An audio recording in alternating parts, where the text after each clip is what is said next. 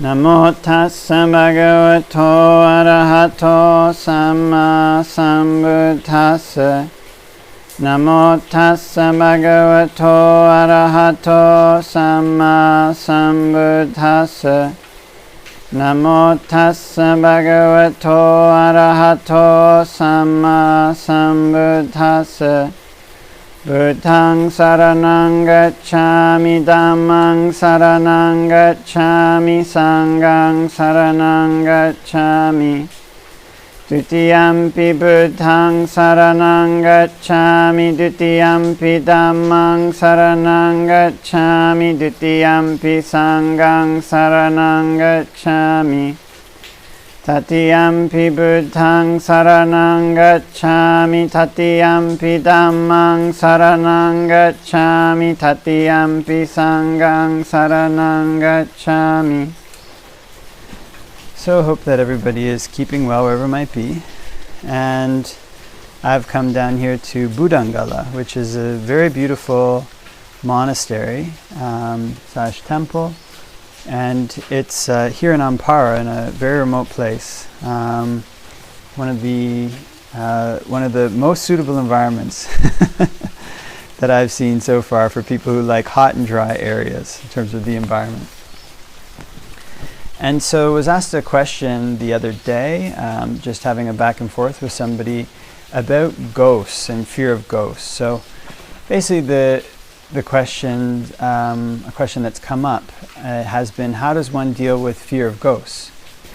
So I thought to give a bit of a talk or rundown on how one deals with fear of external beings, and a little bit of a rundown on some of the factors that go into interactions one might have with, say, like ghosts or other external beings that one can't see. So basically, in Buddhism, these beings are real.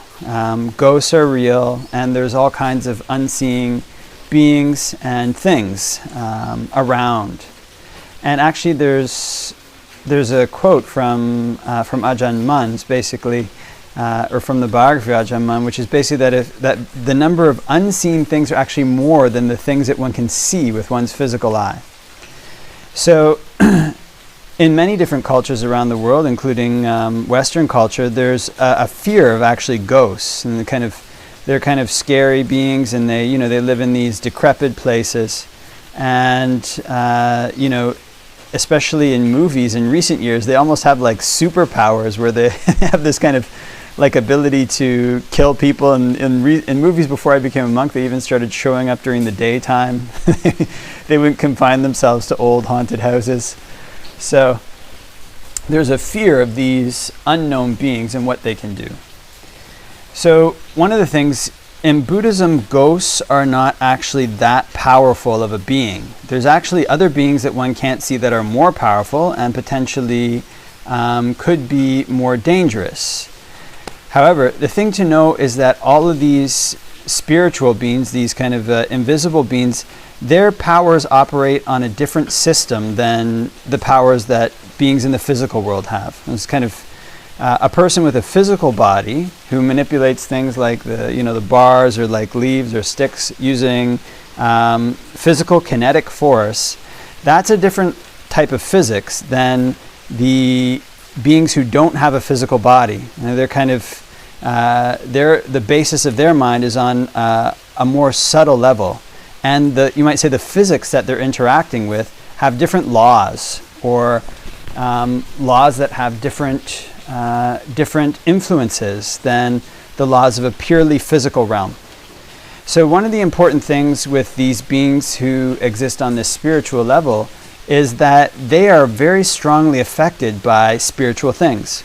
And one of the most strong things they're affected by is sila, like how strongly a person keeps the precepts. It was years ago, I went to a monastery, and there was actually a layman there who had ability to see devas. And so, of course, being curious, I went up to him and I asked him, about different things he knew about devas. And I said, what do you think about sila? Is that a protection? He's like, well, it's the supreme protection. And I said, well, what would they do if they don't want you to stay in a place? Well, they'll make you uncomfortable. Devas will. But the sila, or the keeping of the precepts, is something that's almost like an armor for people. When beings on the spiritual level want to attack or influence or do something bad to a person, the physics in their realm is very strongly influenced by the intentions, by the actions that a person has in terms of their morality. So sometimes people are very afraid of these ghosts, but actually what one should be more afraid of is breaking the precepts and not keeping one's morality. Because it's in this way that the ways that beings like that manipulate the world can start to have a stronger effect on a person. If they're not keeping sila, if they're killing, lying, whatever it may be, then it's a lot easier for these beings to use their non-physical means to have influence or to cause harm. So I heard a very interesting story from a monk, and it was that when he first ordained, he went to a dana, and they pulled this girl, and she had all these amulets. They brought her, and she was thrashing around. She had all these amulets all over her neck. And then they started doing chanting, and they would splash water on her with this aspergillum, this kind of collection of little sticks or little pieces of grass that they dip into the water and then spray water on a person while chanting. And each time they dipped this thing in the water and sprayed the water on her, she would like shake as if there was an electric shock.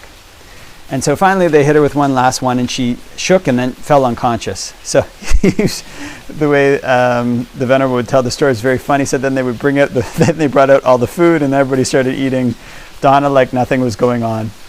And I guess after the dana, she woke up and she started speaking in a man's voice.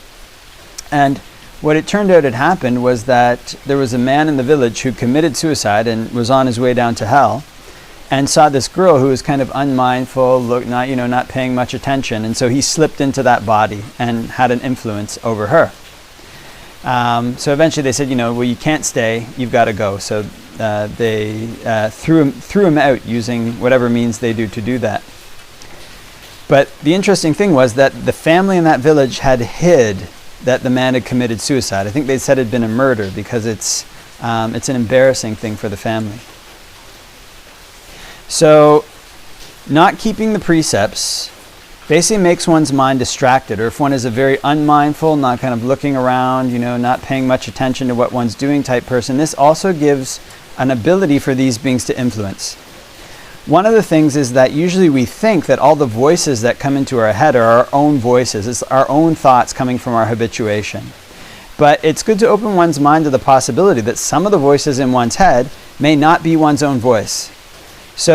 Or one's own thoughts coming from one's own sankharas. So we can hear if somebody next to us is talking, and their speech can have an influence, but if a thought shows up in our head, we automatically think, this is my thought. If a person is not mindful, if a person doesn't ask, is this thought in line with the Dhamma or not, then that thought can have a big influence. If they think, it's mine. But it's good to start to consider that these thoughts may not be our thoughts. Maybe it's a being that's around us that's speaking. It just speaks in our voice. These kind of external beings have this kind of ability. So the less one keeps the precepts, the less mindful one is, the more there is a chance for them to influence, and the more there's a chance for them to use things on their realm to cause harm. It can often come in the form of sickness. So there's all kinds of stories of monks who go to stay in deep forests, and if they start to break the precepts, then usually something really bad happens to them. If they keep the precepts, then they can continue staying. This may be on the level of beings living there who like when monks keep the precepts, but also keeping the precepts is this protection. When you stop keeping the precepts, then the ability for these beings to use whatever means they use in their realm of physics becomes much easier. So bad things start to happen to these monks. Sometimes they get really bad illnesses and they've got to leave, or they may even die in that place. So best to keep the precepts, best not to be afraid of the being so much, but to be afraid of breaking the precepts. Be afraid of being immoral, be afraid of not practicing, and being afraid of following thoughts that say bad things. Basically, practicing the Dhamma is the supreme protection in this case. So in terms of ghosts in specific, they come in different they can come in different varieties. There's basically the type of ghost that has almost no merit. It's one level below the human, but above the animal realm. So these people, maybe they had very strong addictions, but also have morality. And they get reborn in a condition where they can't get anything for themselves. They rely completely on the merit that other people donate to them. So this is where we have this concept of hungry ghosts in Buddhism. And they can come in all kinds of shapes and sizes, but they suffer a lot. Some are in terrible conditions, their body just crawling with maggots, and they may have no clothes. You can read about these things in the biographies of the Kruba Ajahns. Others are in better condition. But in all cases, beings who are hungry ghosts, they rely on the merit that other people give them.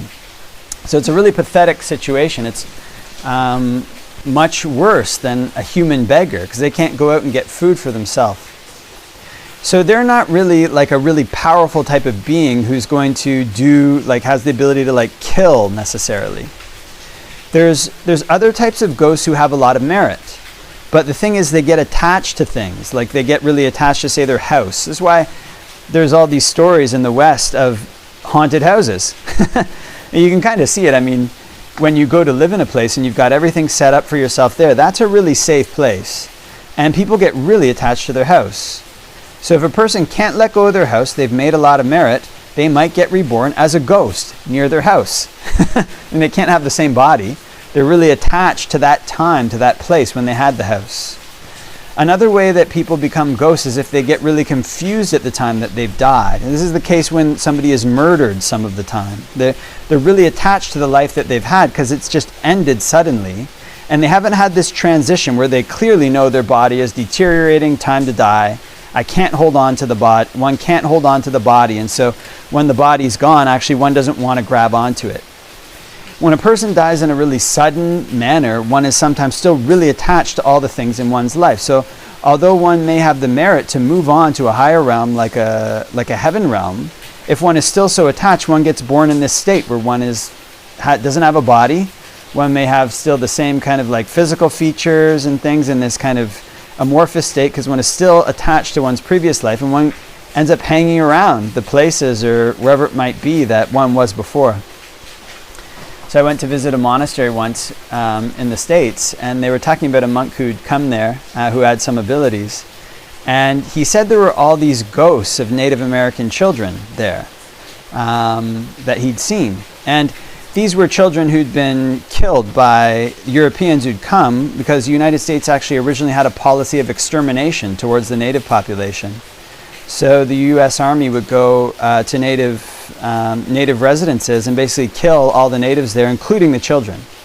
But it seems that the children were most confused, most attached to their life. So hundreds of years later, they're still there and asking questions like, why did the white man kill us? We didn't do anything. Why did the white man kill all the buffalo? The buffalo were so useful. So when a ghost or when a human is really attached to these things, although they have merit, they come back and they end up hanging around, sometimes for long, long periods of time in that kind of state. So ghosts are not these really powerful evil beings, usually who have this strong ability to have an influence on humans. Although the more immoral one is, the more influence they may be able to have. But usually they're not the most powerful type. There's other beings who are evil, who are much more powerful, and they may be living around in the same place as ghosts. So one always wants to have this keeping of the precepts in mind so that one is safe and protected from the ghosts. Also, if one doesn't have to, one doesn't necessarily want to go and live in places that are run down and tumble or whatever it might be. You can still live there. And sometimes monks go to those places, especially cemeteries, to practice.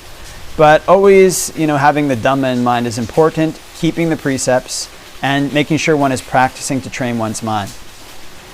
So these beings also have this ability to influence through thoughts and emotions, and kind of put a thought in your head with the same voice. So one wants to make sure that if a weird thought comes into one's head, one doesn't follow it. And these thoughts piggyback actually on fear. So the more afraid one is of ghosts, the more easy it is for somebody to influence a person. One gets really afraid. Actually, one's mind is not rational at that point. And it's much easier to be influenced by whatever crazy thought comes in. Oh, I'm afraid I should go and do this, And basically all of the same negative emotional states, they have the same ability to influence. So practicing the Dhamma and protecting from these emotional states, at the same time protects from the influence of whatever negative beings may be there. There's actually a story with regards to the precepts of a monk in Australia, and I think one of his devotees or so, her mother was in the hospital, but this monk had taught her how to keep the 8 precepts. So this devotee had gone to like a shaman or so, and these shamans employ like intermediate spirits, you might say, to go and help. Like some spiritual healing practices, they employ spirits, and the spirits, they ask them to help, and they come and help. So in this particular case, the shaman had asked the spirit to go and help this person's mother. But they tried to go to the hospital. They couldn't even get close to the room. And they came back, there was some discussion. They found out that this person had been keeping the 8 precepts. So the spirit said, well, it's like a nun? Yeah, it's a nun. So, well, why did you ask me to go? I can't go anywhere near. So on that level of physics, the precepts are an immense protection. But turning even further towards the Dhamma, in terms of ghosts, in terms of external beings, actually the fear itself can be the much more dangerous thing. Because not only does it leave one open to the influence of these beings, it usually comes up and gets in the way of one actually doing good deeds, of one actually practicing. And sometimes it can come up and prevent one from going to places that are important for one to go to practice because one is too afraid. So always in the Dhamma, we want to turn and look to what is the cause of our suffering here. I mean, of course, fear, one has to take it on wisely. I mean, it may be telling about a genuine danger. But if it's something that's coming up continuously to prevent one from doing good deeds, from going to places that may be slightly dangerous but are important for one to practice, then one wants to give that some serious reflection. A lot of this kind of fear can be overcome through bravery. Sometimes one has to go to the places where one thinks there's this terrible ghost and sit and meditate there and observe to see what reasons the mind is churning out that this is such a dangerous thing, or that one's going to die, or that the ghost is going to kill one. And then when it doesn't happen, what happens to the fear? What happens to the thoughts? It's almost like one has a friend that one cannot get rid of, or a relative that one cannot totally disown, but they sometimes say information that's false. One wants to learn about the situations in which they're giving false information and then stop trusting them in those situations. In the situations where they're giving good information, one wants to learn about the qualities, the circumstances in which they give good information and then follow that advice. So fear is this way because sometimes it gives us important, good information to follow, but also sometimes it gives us information that's really false. So if there's a thought that there's a ghost in my house, or there's this terrible calamity that's going to happen, no matter how many times this fear comes up, it doesn't happen, it comes up again. One wants to have a little bit of bravery in those cases sometimes and actually go directly to the place that one is so afraid of to try to overcome one's fear. And one of the interesting things is that if one does this, sometimes the fear just disappears, almost as if it was never there at all. Just completely disappears, only to re-arise again. So one can use this faculty of discernment to learn to overcome fear, learn what its truths are and what its falsehoods are. And one learns to investigate this in the same way that one investigates people. And this is probably the most permanent, the best way to overcome a fear of ghosts, by knowing what they can actually do and seeing this fear that's actually churning up false images of ghosts, false images of danger that are preventing one from practicing, that are causing suffering, that are getting in the way of one's happiness. The other thing that one can do is have this aspect of faith. So we've got discernment and faith. Now, this faith here is faith in the Dhamma, faith in the precepts, faith in the Buddha, the Dhamma, and the Sangha, basically. So when we read the teachings of the earliest Kruba Ajahns or hear about their stories, they tend to emphasize this protection, the protection of the triple gem and the protection of the precepts, the protection of the practice. Now this happens on different levels, on this kind of level of physics with these beings, but also on the level of kamma. Actually, practicing the Dhamma is a supreme protection. So sometimes one can get this sense of faith when one is faced with a dangerous situation, and rather than running away, rather than turning towards fear, one takes refuge in the practice itself. One focuses in on one's meditation practice. One uses one's meditation practice to combat the fear, to combat whatever it is that one might feel is dangerous that will happen to one, and nothing happens. Sometimes one can be in life and death situations that could go one way or another, and one focuses on one's practice, and one's practice gets stronger, and that situation just dissolves away. There's a lot of stories about this with monks and animals, in dangerous, almost about to die situations with animals. So this aspect of faith in the triple gem is very important for overcoming a fear of all these dangers that might be. And actually it's practical. On that level of physics, if one directs one's mind rightly, doesn't follow strange thoughts, if one keeps the precepts, and if one practices in a way that's right, in a way that's in line with the Dhamma, this is the supreme protection. There's this verse in the Dhammapada that the Dhamma protects those who protect it. So long as one has faith in this, so long as one uses discernment in the face of fear of ghosts or these external beings, then one can see just how false it can be. And when this fear falls away, then one can have peace in its place. Because this is what protecting the Dhamma leads to, and this is what its practice leads to. It leads to peace. So we can practice in such a way that we overcome fear and set our feet on the path to the unshakable peace that the Buddha directs us to. Okay, so leave that for reflection, and wishing everybody all the blessings of Dhamma practice.